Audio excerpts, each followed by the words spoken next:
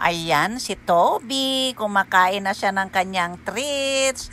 O, di ba? Sarap na sarap ang Toby. O, ito naman si Timmy, nakihalo din, o.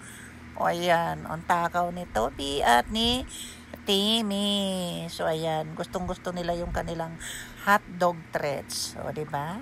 Binili pa ni Bunso sa Shopee. Pati si Timmy, nakikain na din. Kaya ang takaw nila. Ayan. Ang sarap-sarap daw sabi ni Toby at Timmy. Ilang days din kasi na nawala ng gana si Toby kasi nagsukas siya kaya binilhan siya ni Bunso ng dextrose powder. So ayan, nung gumaling na si Toby, binilhan ni Bunso ng hotdog treats kaya yan super takaw.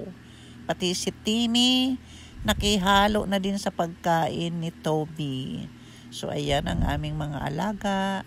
Super takaw ng kanilang mga treats. O, diba? O, tingin mo si Timmy, nagsolo na sa, baba. Ayan.